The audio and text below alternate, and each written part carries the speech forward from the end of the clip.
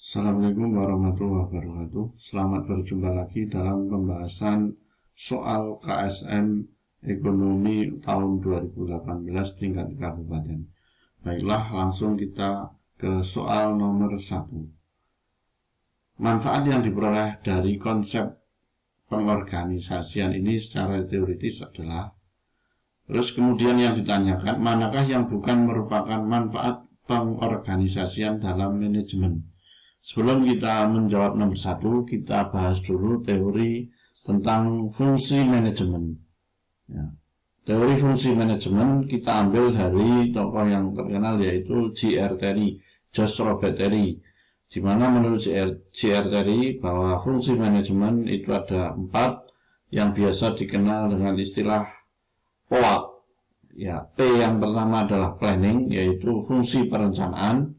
Ini membahas bagaimana perusahaan menetapkan tujuan yang diinginkan. Nah, jadi perusahaan menetapkan tujuan yang diinginkan dan kemudian menyusun rencana strategi bagaimana cara mencapai tujuan tersebut.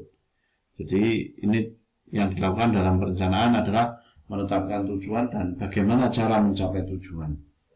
Kemudian fungsi yang kedua adalah organizing, yaitu fungsi pengorganisasian. Ini dilakukan dengan tujuan membagi suatu kegiatan besar menjadi kegiatan-kegiatan yang lebih kecil. Fungsi pengorganisasian akan mempermudah manajer dalam melakukan pengawasan dan menentukan orang yang dibutuhkan untuk melaksanakan tugas yang telah dibagi-bagi tersebut. Pengorganisasian dapat dilakukan dengan cara menentukan tugas apa yang harus dikerjakan, siapa yang mengerjakan, bagaimana tugas tersebut dikelompokkan, siapa yang bertanggung jawab, kemudian pada tingkatan mana keputusan harus diambil. Itu fungsi pengorganisasian. Yang ketiga, fungsi accounting atau directing atau bahasa Indonesianya pengarahan. Pengarahan adalah suatu tindakan untuk mengusahakan agar semua anggota kelompok berusaha agar mencapai sasaran dengan perencanaan manajerial dan usaha. Jadi pengarahan itu bagaimana karyawan itu bergerak untuk mencapai tujuan, ya, dengan senang hati bekerja, ya, itu adalah accounting. Dalam proses pengarahan ini ada 3 kegiatan. Yang pertama, membimbing dan memberi motivasi pada pekerja supaya bekerja dengan efektif dan efisien. Kemudian memberi tugas serta penjelasan secara rutin tentang pekerjaan. Jadi diarahkan, diberi penjelasan tugasnya secara rutin. Yang ketiga, menjelaskan semua kebijakan yang telah ditetapkan. Kemudian fungsi controlling atau pengawasan atau pengendalian adalah upaya menilai suatu kinerja yang berpatokan kepada standar yang telah dibuat. Juga melakukan perbaikan apabila memang dibutuhkan. Kegiatan fungsi pengendalian meliputi mengevaluasi keberhasilan, kemudian target dengan cara mengikuti standar indikator yang ditetapkan, melakukan klarifikasi dan koreksi terhadap penyimpangan yang ditemukan, kemudian memberi alternatif solusi yang mungkin bisa mengatasi masalah yang terjadi. Nah, ini adalah fungsi-fungsi manajemen. Ada planning, organizing, accounting, dan controlling. Baiklah, kita jawab untuk yang nomor 1 ini. Manakah yang bukan? Berarti yang ditanya adalah yang bukan manfaat pengorganisasian. Ya, manfaat. Yang bukan manfaat. Yang bukan manfaat. Yang pertama, meminimumkan pekerjaan yang tidak pasti. Kemudian mekanisme kegiatan mempunyai pedoman yang jelas. Ya, ini manfaat nomor 1. Nomor 2, menghemat pemanfaatan sumber daya organisasi. Kemudian tugas dapat dilaksanakan lebih teratur dan terspesifikasi, ya, karena sudah ada pembagian tugas. Ya, mungkin ini meminimumkan pekerjaan yang tidak pasti, ini lebih berhubungan dengan pengawasan. Jadi ketika ada pengawasan maka pekerjaan yang tidak pasti atau yang di luar pekerjaan dari karyawan itu bisa diminimumkan. Kemudian menghemat pemanfaatan sumber daya organisasi. Ini mungkin lebih ke pengawasan juga. Sehingga ini fungsi controlling nomor 1 lebih ke fungsi controlling. Sehingga jawabannya yang bukan merupakan manfaat pengorganisasian dalam manajemen adalah 1 dan 3. Baiklah, kita langsung lanjut ke soal nomor 2. Allah Subhanahu wa Ta'ala telah menghalalkan jual beli dan mengharamkan riba. Perhatikan aktivitas di bawah ini, ada 4 aktivitas. Kemudian di antara jawaban tersebut manakah yang bukan? Yang diminta adalah yang bukan praktek riba pada kehidupan masyarakat. Sebelum kita bahas tentang contoh riba dan bukan riba, maka kita terlebih dahulu konsep riba itu seperti apa. Riba adalah penetapan bunga atau melebihkan jumlah pinjaman saat pengembalian berdasarkan persentase tertentu dari jumlah pinjaman pokok yang dibebankan kepada peminjam. Jadi pemberi pinjaman atau kreditur itu meminta kepada peminjam atau debitur untuk memberikan kelebihan dari jumlah pinjaman yang sudah diterima. Nah, ini riba. Riba secara bahasa bermakna ziyadah. Ziyadah itu tambahan. Dalam pengertian lain, secara linguistik atau secara bahasa, riba juga berarti tumbuh dan membesar. Sedangkan menurut istilah teknis, ya, riba berarti pengambilan tambahan dari harta pokok atau modal secara batil. Ada beberapa pendapat dalam menjelaskan riba, tetapi secara umum terdapat benang merah yang menegaskan bahwa riba adalah pengambilan tambahan baik dalam transaksi jual beli maupun pinjam meminjam secara batil atau bertentangan dengan prinsip muamalat dalam Islam. Baiklah, kita bahas soal nomor 2. Pak Ahmad, ini yang ditanya mana yang bukan berarti ya, yang bukan praktek riba. Pak Ahmad membeli padi pada Pak Rosid di saat padinya belum saatnya dipanen dan dibayar tunai dengan kesepakatan padi diambil saat panen.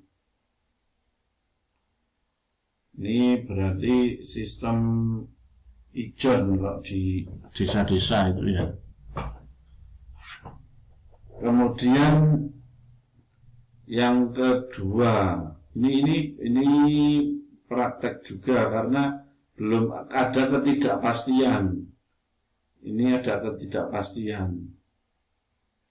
Artinya bisa saja nanti panennya lebih banyak atau lebih sedikit. Ya. Kemudian yang kedua, Bu Nadhirah memproduksi baju secara massal, tetapi ia tidak menjual produknya secara langsung pada konsumen. Reseller Bu Nadhirah membeli semua produksi Bu Nadhirah dan menjual secara online dengan menampilkan foto produk tersebut. Jika terjadi transaksi penjualan online, maka reseller meminta Bu Nadhirah mengirim baju yang dibeli kepada pembeli. Ini mungkin praktek sekarang jual beli online dropship ya. Jadi ada orang yang sudah membeli atau kontrak untuk membeli barang dan nanti dijual secara online. Nanti pembuat barang untuk mengirimkan, tapi pembayarannya kepada resellernya itu tadi yang sudah menjual lewat online misalkan. Nah ini bukan riba, sehingga jawabannya adalah 2. Tapi kita bahas nomor 3. Rahman menggadaikan ladangnya kepada Ja'far. Karena ladang tersebut masih produktif, maka Ja'far mengolah ladang tersebut dan mengambil hasilnya. Ya, ini juga jadi yang digadaikan itu ladangnya, kemudian ladangnya dipakai oleh pemberi pinjaman atau kreditur, ya, untuk diambil hasilnya. Kemudian yang keempat, Ali tidak membeli sebuah motor dengan harga 10 juta. Jika ia membayar tunai, maka ia harus membayar 10 juta. Ini tidak masalah ketika tunai. Jika ia membayar secara kredit, maka harga motor menjadi 17. Nah, kalau kredit, nanti yang dibayar total lebih besar dari pinjamannya. Tadi pinjaman 10, kalau kredit jadi 17. Nah, ini juga riba. Ini riba. Nomor 2 juga riba. Nomor 1 ini juga riba.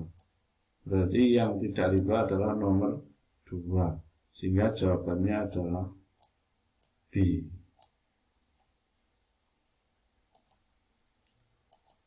Ya. Kita lanjut ke soal nomor 3.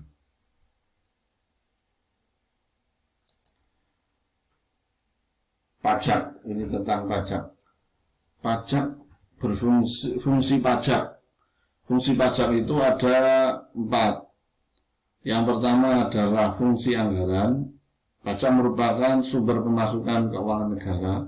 Bahkan pajak merupakan sumber pendapatan negara terbesar di Indonesia. Ya. Dengan cara mengumpulkan dana atau uang dari wajib pajak ke kas negara untuk membiayai pembangunan nasional atau pengeluaran negara lainnya. Ini fungsi anggaran, jadi merupakan sumber pemasukan bagi negara. Yang kedua, fungsi mengatur, ya, yaitu melaksanakan atau mengatur kebijakan negara dalam lapangan sosial dan ekonomi. Fungsi mengatur tersebut antara lain, pajak dapat digunakan untuk menghambat laju inflasi. Jadi ketika terjadi inflasi, maka pajak dinaikkan. Pajak dapat digunakan sebagai alat untuk mendorong kegiatan ekspor, seperti pajak ekspor barang. Ya. Pajak dapat memberi proteksi perlindungan terhadap produksi dalam negeri, supaya tidak kalah bersaing dengan produk dari luar negeri. Pajak dapat mengatur menarik investasi modal yang membantu perekonomian agar semakin produktif. Kemudian fungsi pemerataan. Pajak dapat digunakan untuk menyesuaikan dan menyeimbangkan antara pembagian pendapatan dengan kebahagiaan dan kesejahteraan masyarakat. Sehingga ini ada subsidi bagi yang tidak mampu diberi subsidi, maka masuk fungsi pemerataan. Kemudian fungsi stabilisasi dapat digunakan menstabilkan kondisi ekonomi seperti mengatasi inflasi. Pemerintah menetapkan pajak tinggi ketika terjadi inflasi sehingga juga uang beredar dapat dikurangi. Sedangkan untuk mengatasi kelesuan ekonomi atau deflasi, pemerintah menurunkan pajak sehingga jumlah yang beredar dapat ditambah dan deflasi dapat diatasi. Baiklah, kita bahas di sini. Untuk meningkatkan barang produksi dalam negeri pasar global, pemerintah membuat kebijakan menentukan tarif pajak ekspor sehingga barang dalam negeri nilai jualnya murah. Ya. Sehingga banyak negara lain yang melirik atau berminat untuk membelinya. Jadi kalau ekspor pajaknya diturunkan. Dan untuk melindungi industri dalam negeri, ya, supaya industri dalam negeri bisa bersaing. Ya, karena barang ketika diekspor ini tidak kena pajak sehingga lebih efisien, sehingga bisa bersaing dengan produk dari luar negeri. Pemerintah bisa menaikkan tarif impor sehingga masyarakat akan berpikir 2 kali barang luar negeri kalau harganya lebih mahal. Sedangkan barang dari luar negeri dikenakan pajak impor sehingga harganya jadi lebih mahal, sehingga masyarakat cenderung membeli produksi dalam negeri yang tidak ada pajak impornya dibanding barang dari luar negeri. Ya.